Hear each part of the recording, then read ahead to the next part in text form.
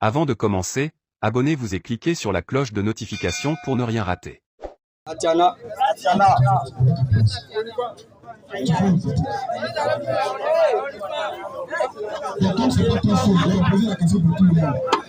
Bonsoir ma soeur. Okay. Ici, nous sommes là pour exposer la doctrine de notre Seigneur Jésus-Christ. Si tu es venu pour un débat, tu vas donner le thème, on va chronométrer ça. Si tu es venu aussi pour comprendre pour une question, tu vas poser ta question. Le frère en face, il va faire silence, il va t'écouter. Quand il sera en train de te répondre aussi, tu vas rester silencieuse pour l'écouter. Donc, il te passe le micro.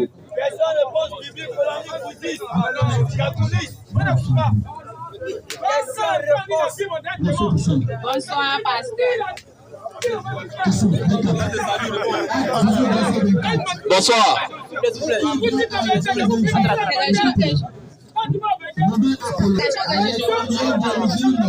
Ok, vas-y. Faut approcher un peu le micro. Approche un peu le micro. Et me parle un peu fort. J'aimerais savoir où se trouve l'affaire et le paradis.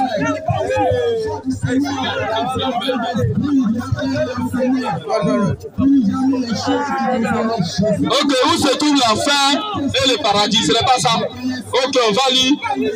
On va situer un peu.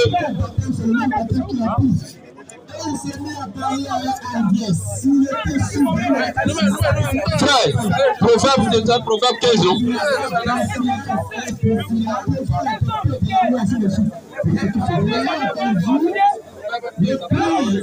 Proverbe 15, 24, on va voir l'enfer. L'enfer est situé où? Oui, allons-y, frère. Allons-y. Pour les sages. Écoute, tu écoutes bien. On va te donner maintenant la situation géographique. La situation géographique de l'enfer. On va te montrer où est-ce que l'enfer se trouve. Allons-y, frère. Calmez-vous et écoutez. Pour les sages, le sentier de la vie. Les sentiers de la vie, là, c'est le sentier de la vie, même ça, en haut. C'est pourquoi quand Jésus est mort et après sa résurrection, Jésus il est monté. Tu vois, c'est comme ça, tout fils de Dieu qui meurt, c'est comme ça, il monte. Il monte. Tu comprends un peu? Le paradis. En haut, allons-y, frère. Afin qu'il se détourne. Afin qu'il se détourne. Du séjour des morts. Du séjour des morts. Qui est en bas. Du séjour des morts. Qui est en bas. Du séjour des morts. Qui est en bas. Du séjour des morts. Qui est en bas. Donc actuellement, tu as arrêté sur l'enfer. C'est pourquoi, lorsque Moïse prêchait, il y avait des Corée, Tantan et Abiram. Tu vois, ils s'opposaient à Moïse. La Bible dit que Dieu a ouvert la terre et ils sont descendus vivants à l'enfer au séjour des morts. Donc l'enfer se trouve en bas de nous. Actuellement, nous sommes dessus. C'est une marmite chaude. Nous sommes dessus. C'est l'enfer là. Quand l'enfer veut respirer, ça donne les éruptions volcaniques. C'est le refroidissement de l'enfer. C'est les volcans.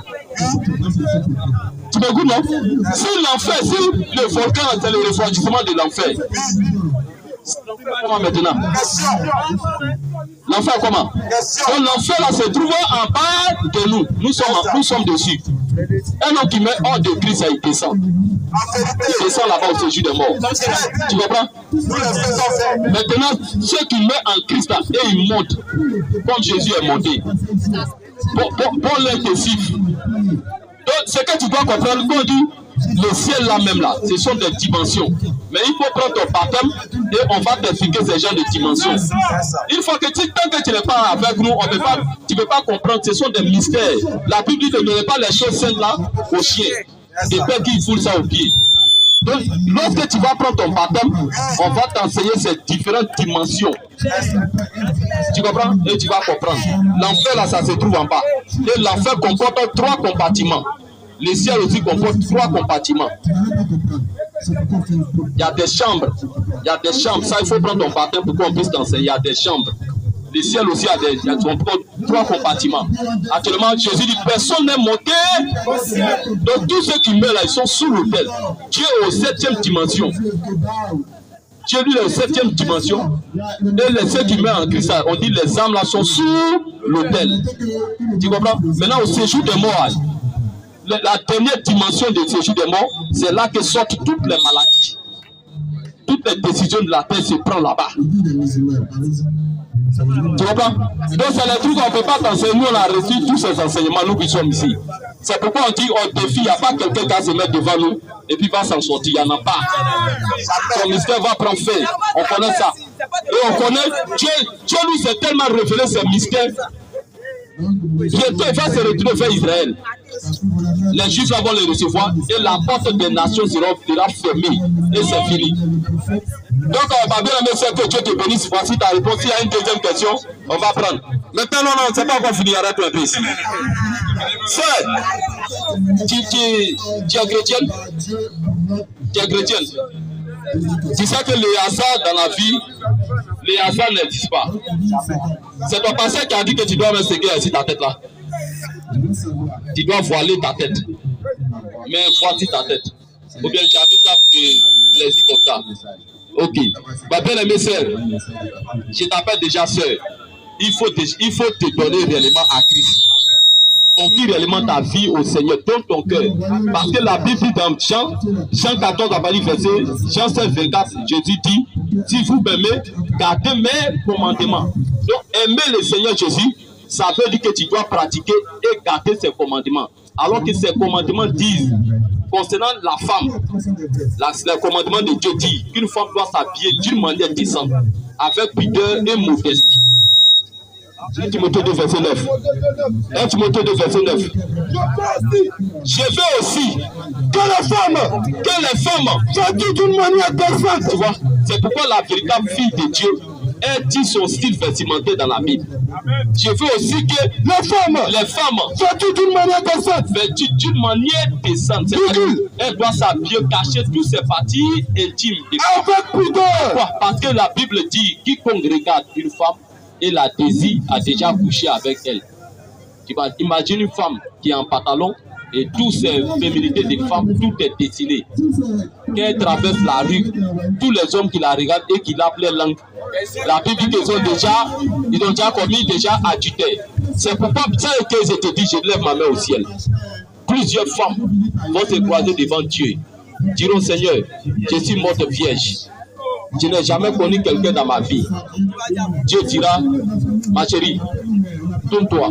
Elle va se tourner, te gâter derrière. Elle va voir les hommes cassés, bras coupés, même un fou qui est couché dans la poubelle. Dieu va montrer tous ces gens-là. Dieu dira, tu vois tous ces gens-là, tu as couché avec eux. Comment tu as couché avec ces gens-là, Seigneur? Comment? Dieu montra que quand tu étais en pantalon, en colonne, tu as exposé ton corps et tu marchais dans les rues. Tous ces gens ça te regardaient. Matthieu 5, verset 27 à 28. Matthieu 5, verset à 28. Alors, voici le verset 27 à 28. Voici le verset qui va condamner plusieurs femmes au dernier jugement. Allons-y, frère. Matthieu 5, verset 27 à 28. Allons-y, frère. Vous avez appris. Il a été dit. Tu ne commettras point d'adultère. Dans la loi, tu ne commettras point d'adultère.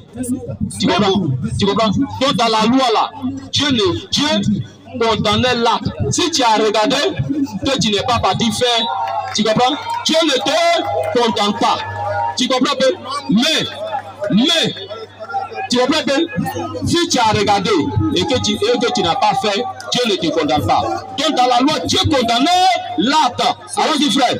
Mais moi, Jésus, je vous dis, que quiconque regarde une femme pour la convoiter et déjà il commence à laper sa langue, il commence à l'imaginer déjà nu, a déjà commis un adultère avec elle. Il a déjà couché avec elle. Dans son cœur. Donc imagine maintenant ces femmes qui se promènent nues dans les rues. Collant, petit mini-jupe, pantalon, Saint-Théon, chérie, regarde mon dos. Toutes ces choses-là, ces femmes-là, elles vont où? Elle ne peut pas aller au ciel. C'est pourquoi la Bible dit que la femme doit s'habiller d'une manière décente avec pudeur. Le pantalon, là, c'est un habillement d'homme. C'est l'homme qui doit porter ça.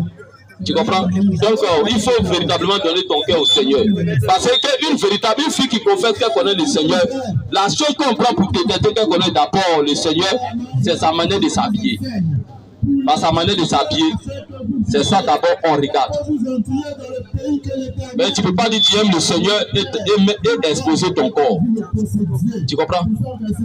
Donc, que Dieu te bénisse. On va prendre la prochaine question.